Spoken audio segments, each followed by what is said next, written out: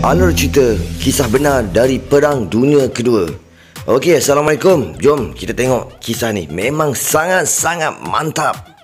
Kepada yang belum subscribe, jangan lupa subscribe. Dan tanpa berlengah-lengah lagi, jom kita layan cerita ni. Come on guys. 3, 2, 1.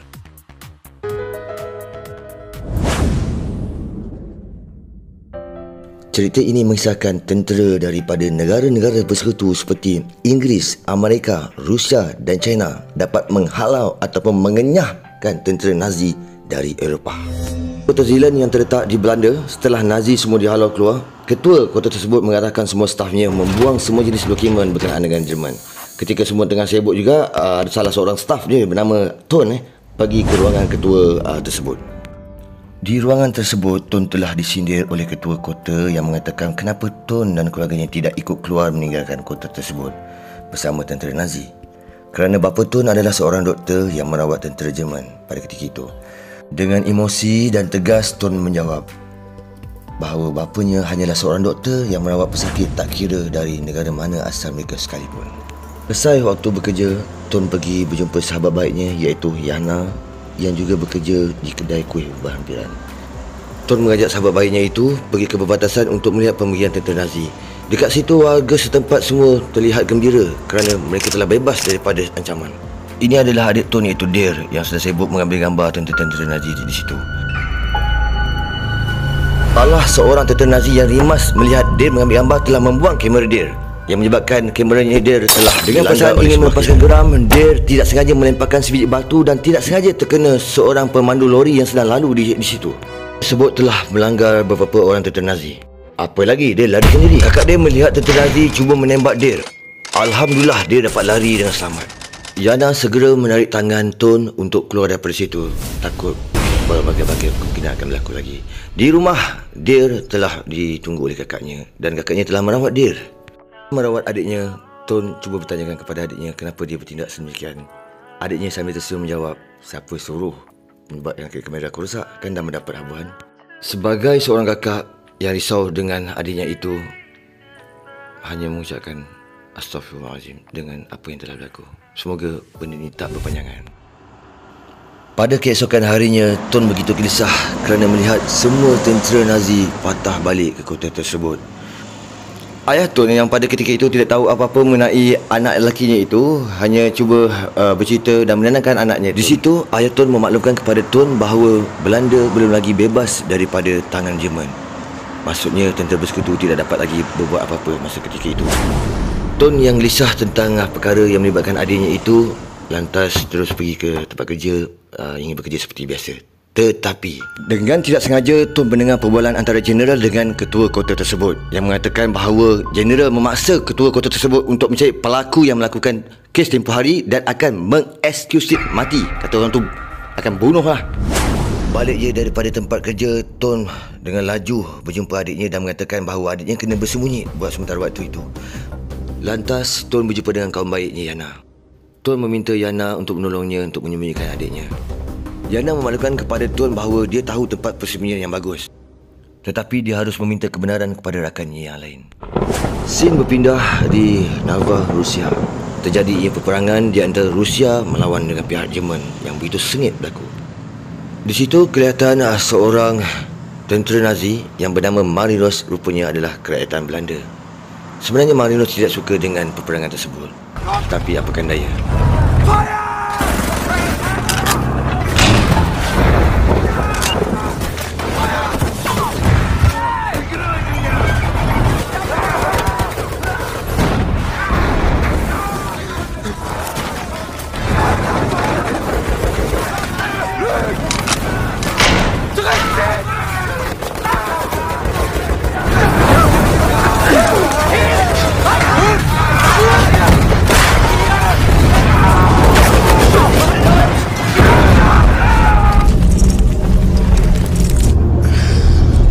Di tengah peperangan tersebut, Marinos kelihatan terkejut melihat kawannya yang terpisah daripada grupnya itu. Marinos cuba menyelamatkan rakannya tersebut dan mengebom salah satu tank. Walaupun telah dapat diselamatkan oleh Marinos, ialah semua orang tahu peperangan menyebabkan semua mental, psikologi dan fizikal terganggu. Rakan Marinos secara tidak langsung cuba membunuh diri. Marinos yang melihat kejadian tersebut tidak percaya dan amat terkejut dengan apa yang telah berlaku. Jerman telah kalah dan seluruh pesakit dibawa ke rumah sakit. Semasa di rumah sakit, kelihatan seorang kapten tentera Jerman datang mendatangi Marinos dan bertanyakan kepada Marinos, kenapa seorang Belanda ingin berjuang dengan tentera Nazi? Marinos menjawab, sebenarnya dia tidak menyokong mana-mana pihak, tetapi apakan daya, dia kena menyokong juga salah satu pihak kerana jikalau dia menyokong salah satu pihak, mesti ada yang menang, dan bila ada yang menang, peperangan akan tamat, kata Marinos. Mendengar apa yang diucapkan oleh Marinos, kapten tersebut amat kagum. Dan pada malamnya, kapten tersebut memaklumkan kepada Marinos bahawa dia akan dipindahkan di kota Zeeland, tepat di mana perkara ini bermula berlaku. Kapten tersebut mengatakan bahawa Marinos tidak perlu lagi melihat penderitaan peperangan. Dia hanya perlu duduk di dalam ofis sebagai administration. Scene berpindah di kota DZ Inggeris. Terlihat seorang pilot bernama William sedang berlatih menerbangkan pesawat tempur. Walaupun William pandai mengendalikan pesawat tempur, tapi selama ini beliau tidak pernah mengalami situasi peperangan. Beliau tidak pernah pergi ke medan perang. Beliau tidak pernah mendengar tembakan bunyi musuh ataupun melihat rakan-rakannya tumpas di medan perang. Beliau tidak pernah. Kira macam newbie lah. Selesai menjalani latihan tersebut, William berjumpa dengan kaptennya iaitu Tony untuk meminta kebenaran kepada Tony bahawa dia nak pergi berperang melawan pihak Nazi. Tetapi kapten tersebut mengatakan bahawa William kena berjumpa dengan bapanya kerana dia takut sebab bapa William ni adalah seorang tentera Inggeris yang sangat berpangkat tinggi. William terus bergegas berjumpa bapanya untuk meminta kebenaran. Walaupun William cuba meyakinkan kepada bapanya, tetapi malangnya jawapan bapanya tidak membenarkan William pergi kerana bapanya rasa William begitu mentah lagi di dalam selok beluk peperangan. Tetapi dengan semangat jitu untuk pergi berperang dan menimba pengalaman, William cuba menipu kaptennya iaitu Tony. Dia mengatakan bahawa bapanya telah setuju dan membenarkan William pergi untuk berperang. Dan itu adalah merupakan peperangan pertama William di dalam misi pembebasan Belanda. Okey, sebelum itu kepada penonton-penonton yang sedang menonton cerita ini, okey, jangan pergi ke mana-mana, stay tune bersama dengan saya lagi dekat sini. Saya akan cerita tentang alur cerita yang menarik dan saya akan sambungkan cerita ini. Dan sebelum tu jangan lupa subscribe. Okey, sambil-sambil kita subscribe ni, sambil-sambil tengok movie, kita boleh belajar tentang sejarah peperangan di dunia yang maksudnya peperangan Perang Dunia yang kedua. Yang sangat menarik yang boleh dikongsi untuk semua rakan-rakan anda. Stay tune bersama dengan saya, jangan ke mana-mana. Ingat, jangan lupa subscribe. Okey, jom kita sambung kembali. Zaz. Scene melihatkan beribu kapal terbang tentera Inggeris sedang menuju ke Belanda. Walaupun penerbangan William sangat suka, tetapi di dalam hatinya sangat berdebar. Tiba-tiba Jerman telah melancarkan serangan yang bertali arus daripada bawah. Sangat malam bagi pihak William di mana pemandu iaitu pilot kapal terbang tersebut telah terkena tembakan.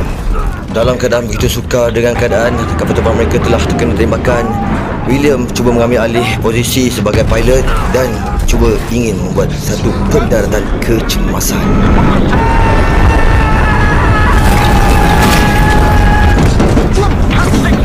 Check the wings!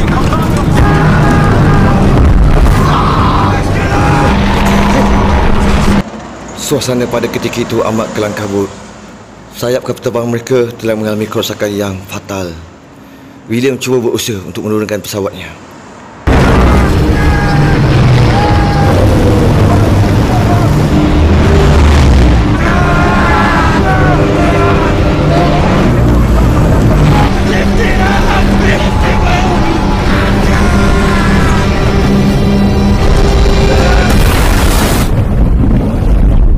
Alhamdulillah, mereka semua dapat mendarat dengan selamat. Tony iaitu kapten mereka mengarahkan mereka untuk pergi daripada situ dan mencari tempat perlindungan, kerana mereka sekarang betul-betul berada di belakang garisan musuh. Di sana mereka telah menjumpai satu perkampungan yang telah ditinggalkan dengan lama. Mereka memasuki sebuah rumah di sana dan kerana sangat-sangat penat, mereka memutuskan untuk berehat di situ. Tetapi apa yang mendukacitakan, keesokan paginya setelah William bangun, rakan mereka telah hilang. Seramai 2 orang telah melarikan diri. Dalam keadaan pada ketika itu, Tony cuba menenangkan William. Walaupun di dalam keadaan itu, Tony sangat-sangat parah. Tony juga berharap kedua anak buahnya yang melarikan diri itu selamat. Kemudian, Tony mengarahkan William dan rakannya yang masih ada untuk mencari manakan tahu ada di sekitar tersebut bot ataupun perahu yang boleh digunakan. William sangat tertekan kerana perahu yang dijumpai bocor dan tak boleh digunakan. Mereka mengambil keputusan untuk terus pulang. Alangkah terkejutnya mereka apabila pulang mendapati satu bot Nazi telah menunggu di hadapan. Tony telah disiasat oleh 2 orang anggota Nazi. Apabila salah seorang anggota Nazi itu keluar, William lantas mengacukan senjata kepadanya. Oish.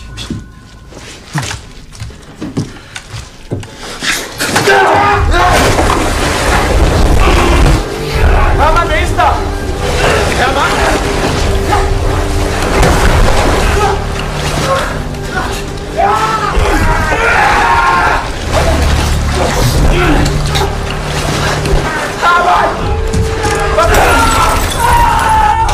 Keep an eye on him.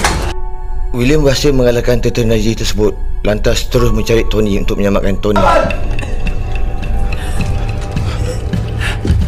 It doesn't matter what happens, just shoot. Put the gun down, please. Leave her runter. Shoot, William. Gun down! William, put the gun down now! Just shoot! Take the shot! Put the gun down now! Tony mati. William sangat marah lalu membunuh tentera Nazi tersebut.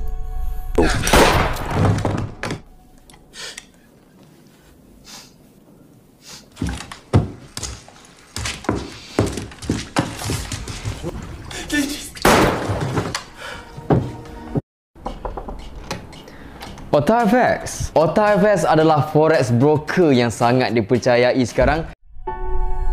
Selepas kejadian itu, William bertekad untuk pergi ke tempat yang sepatutnya mereka tujui. Tetapi sampai di pertengahan jalan, rakan William tidak mahu mengikut William. Rakan William sebenarnya telah berputus asa dan menganggap apa juga yang diusahakan mereka akan ditembak mati juga. Tetapi William tidak peduli. Walaupun harapannya sangat tipis, beliau rasa jikalau berusaha pasti akan berjaya. Dan beliau menggunakan bot Nazi itu dan terus meninggalkan rakannya.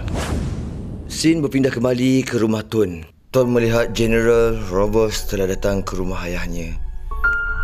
Ton amat gelisah. Ton dengan segera menyuruh adiknya untuk bersembunyi di ruangan bawah. General tersebut mengatakan kepada Ton bahawa dia ingin berjumpa dengan ayah Ton untuk mengubati kakinya yang sakit. Tetapi semakin lama General tersebut di rumah itu, semakin gelisah Ton kerana takut anak buah General tersebut dapat menjumpai adiknya yang telah bersembunyi. Nasib menyebelahi Ton sebelum General tersebut curiga ayah Ton telah pulang.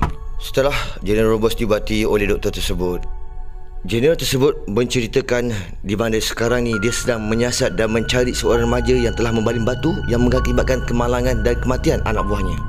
Dan dia berkata juga kepada doktor dia tak akan mengesyaki keluarga doktor kerana keluarga doktor telah banyak membantunya.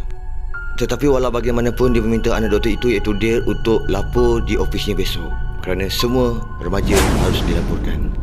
Ton panik. Malam itu Ton dan adiknya telah menceritakan segalanya yang berlaku kepada bapanya.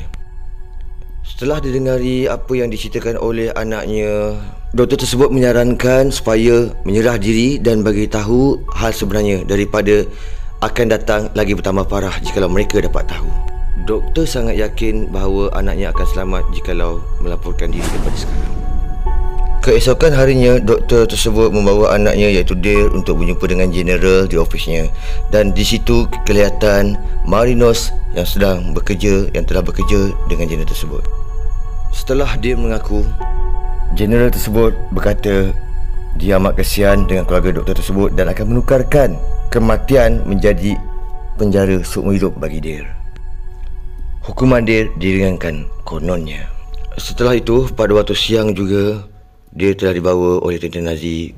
Selang beberapa hari kemudian, Marinos sedang berjalan di ofisnya. Tiba-tiba kedengaran suara orang yang sedang menjerit menahan sakit kerana telah disiksa oleh tentera Nazi. Alangkah terkejutnya Marinos apabila melihat rupanya yang disiksa adalah Dale. Marinos lantas pergi kerana tidak mahu masalah. Di petang itu juga, Marinos telah diberi alamat yang mana alamat itu telah diberikan oleh Dare sendiri kerana telah diseksa. Pihak Nazi telah mendapat maklumat bahawa ada sekelompok pasukan remaja yang sedang melawan dan ataupun ingin cuba memberontak untuk melawan Jerman. Setelah mendengar laporan tersebut, Jeneral amat murka dan akan menghukum mati kepada semua pemberontak-pemberontak itu. Marino amat kesal kerana Jeneral tersebut akan menghukum mati Dare juga, walaupun telah dijanjikan untuk penjara seumur hidup. Setibanya waktu rehat, Marino secara diam-diam berjumpa dengan Ton dan menceritakan apa yang telah diketahui. Tetapi secara tidak sengaja semasa perbincangan tersebut, ada tentera Nazi yang sedang lalu dan mendengari apa yang dimaklumkan oleh Marinos kepada Ton. Sesampai di ofis, alangkah terkejutnya Marinos apabila melihat Jeneral amat murka, amat marah dan melarang daripada Marinos untuk duduk. Lalu Jeneral tersebut memutuskan untuk menghantar semula Marinos ke medan perang. Tetapi sebelum Marinos pergi ke medan perang, amat menyayat hatinya Marinos apabila remaja-remaja tersebut telah ditangkap dan akan ditembak mati, termasuk Dare. Dan Marino juga dipaksa untuk menyintai untuk menembak mereka.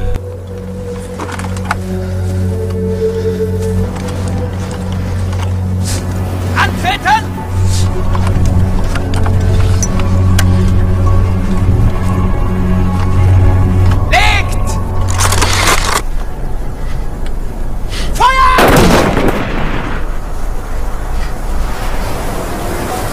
Marinos sangat menyesal kerana telah membunuh rakan senegaranya sendiri.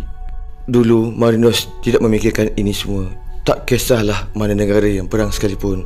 Tetapi baru sekarang dia mengetahui bahawa apa yang telah dilakukan adalah silap. Jikalau Marinos keluar daripada tentera Nazi sekarang, beliau juga akan mati seperti Dare. Di sisi lain, Ton telah kembali ke rumahnya. Dia menangis terisak-isak sambil menceritakan segala yang telah berlaku terhadap kematian adiknya. Bapanya amat terkejut, lalu bergegas untuk pergi berjumpa Jeneral. Sesampainya doktor di ofis Jeneral dan memanggil sekuat hati, namun Jeneral buat tak tahu dan mengendahkan panggilan doktor itu. Doktor tersebut menetapi kematian anaknya dan menyesal kerana mempercayai pihak Nazi. Di waktu yang sama, Ton berjumpa dengan Yana. Yana juga telah tahu tentang kejadian itu dan menangis bersama dengan Ton. Lantas Yana membawa Ton berjumpa dengan seseorang di dapur. Rupa-rupanya Yana dan juga lelaki itu adalah pemberontak dan menceritakan segala apa yang telah berlaku kepada Ton. Lelaki yang sedang sakit itu telah menceritakan kepada Ton bahawa peta yang telah dikarangnya ini adalah peta kedudukan pihak Nazi. Peta ini sangat penting kerana ini adalah peta di mana pihak Nazi telah menyusun perangkap di sekitar kawasan itu. Peta ini juga harus dengan segera diberikan kepada rakannya yang berada di seberang daerah. Melihat kecederaan yang dialami oleh lelaki itu, Ton bertekad untuk menolong lelaki itu dan sanggup untuk menghantar peta tersebut. Ton tidak keseorangan, tetapi dia ditemani oleh Yana. Pada petang itu juga, Ton dan Yana mengalas tugas. Mereka menyusup masuk di sebalik belukar dan menunggu waktu malam tiba. Waktu malam telah menjelma. Yana dan Ton cuba menaiki perahu secara senyap. Tetapi apakan daya mereka dengan tiba-tiba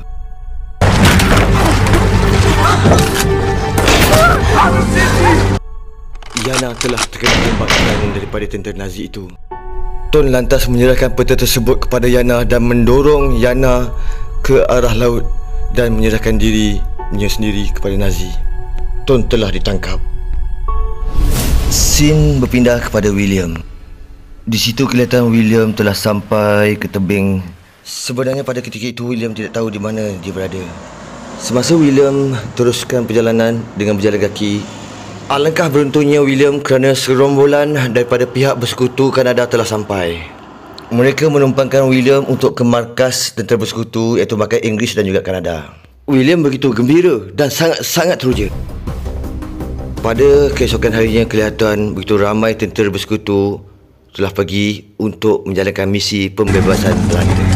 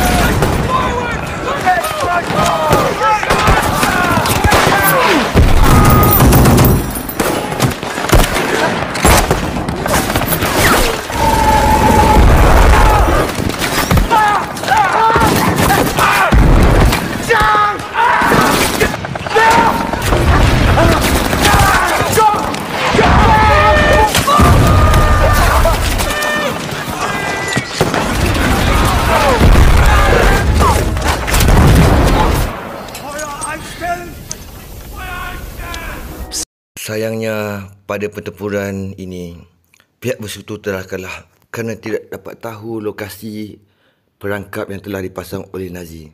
Kerana lokasi tersebut ada di peta yang akan disampaikan oleh Yana. Selepas semuanya berundur, William menyesali dengan apa yang dilakukan kerana William tidak sangka bahawa peperangan amat dahsyat sekali. Ramai rakan-rakannya yang mati di depannya, ramai mayat yang bergelimpangan, ramai yang cedera. Baru sekarang William mengerti. Di sisi lain, kelihatan 4 orang tentera sedang membuat rondaan di sekitar kawasan yang berhampiran. Tentera itu telah menjumpai Yana yang sedang sakit dan sedang memegang peta tersebut. Yana mengatakan kepada mereka bahawa ini adalah peta lokasi di mana Jerman memasang perangkap. Tetapi mereka tidak percaya kepada Yana dan Yana dibawa ke hospital untuk dirawat. Yana sangat bernasib baik. Doktor yang merawatnya terjumpa dengan peta itu lalu menyerahkan peta itu kepada pihak atasan. Setelah terbukti peta itu benar, mereka semua membuat keputusan untuk mengikuti pelan tersebut. Pelan tersebut mengatakan bahawa mereka perlu menyerang markas musuh daripada pintu belakang dan malam itu juga mereka telah bertindak.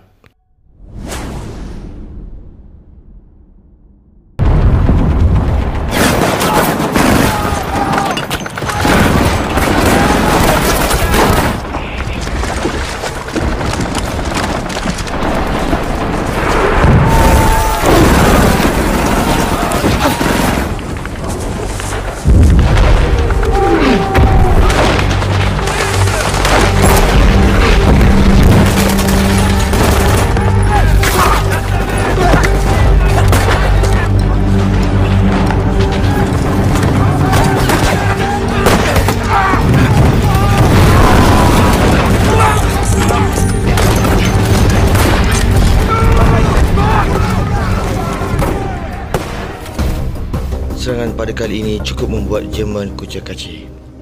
Saat William cuba menyusup masuk melalui semak, tiba-tiba kelihatan Marinus tepat berada di belakang William sambil mengacurkan pistol. Tetapi pada ketika itu seakan-akan Marinus tidak mahu menembak.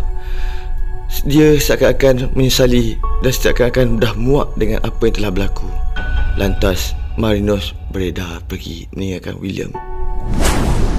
Bersamaan dengan terbit matahari, perang pun berakhir mengiringi pemergian Marinus. Sewaktu Marinus cuma melarikan diri ke kota Zealand untuk kembali, pihak bersekutu telah menyerang pihak Nazi dengan menggunakan bom. Marinus terkenangkan akan Ton dan cuba ingin menyelamatkan Ton. Ton yang berada di bilik tahanan merasa ketakutan apabila mendengar bunyi bom sana sini. Alangkah takutnya Ton apabila melihat seorang tentera Nazi iaitu Kapten askar datang memukulnya dan mengeluarkan sepucuk pistol untuk membunuh Ton. Kapten itu mengatakan bahawa Ton adalah punca kekalahan pihak Nazi kerana membawa peta itu. Dengan pantas Marinus menusuk perut kapten itu dengan pisau.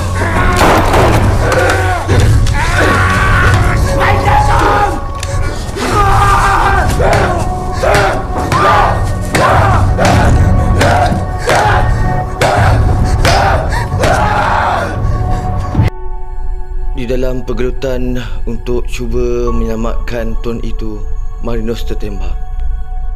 Ton menangis teresak-esak dan cuba menyelamatkan Marinus dan cuba mengubati di luka di perut Marinus. Tetapi apakan daya, ajal Marinus telah sampai.